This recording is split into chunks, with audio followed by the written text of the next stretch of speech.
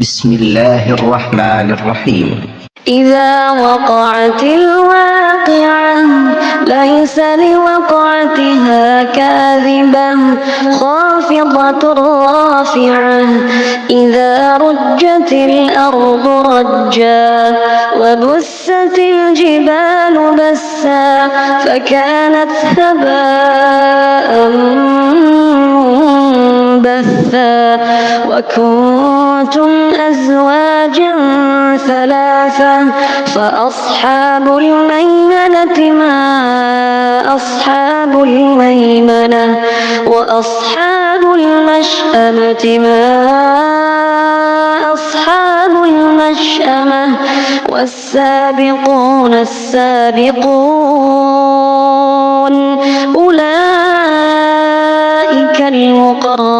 المقربون في جنات النعيم ثلة من الأولين وقليل من الآخرين على سرر موضونة متكئين عليها متقابلين يطوف عليهم ولدان مخلدون بأكواب وأباريق وكأس من معين لا يصدعون عنها ولا ينزفون وفاكهة مما يتخيرون ولحم طير مما يشتهون وحور عين كأمثال اللؤلؤ المكنون جزاء بما كانوا يعملون لا يسمعون فيها لغوا ولا تأثيما إلا قيلا سلاما سلاما وأصحاب اليمين ما أصحاب اليمين في سدر مخضود وطلح منضود وظل ممدود وماء مسكوب وفاكهة كثيرة لا مقطوعة ولا ممنوعة وفرش مرفوعة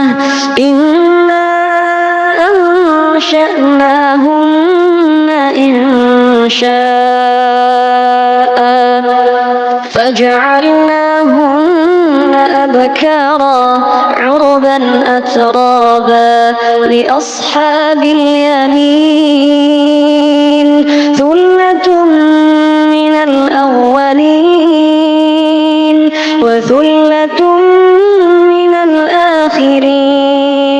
وأصحاب الشمال ما أصحاب الشمال في سموم وحميم وظل من يحموم لا بارد ولا كريم إنهم كانوا قبل ذلك مترفين وكانوا يصرون على الحنث العظيم وكانوا يقولون أإذا متنا وكنا ترابا وعظاما أإنا لمبعوثون أو آباؤنا الأولون قل إن الأولين والآخرين لمجموعون إلى ميقات يوم معلوم ثم إنكم أيها الضالون المكذبون لآكلون من شجر من زقوم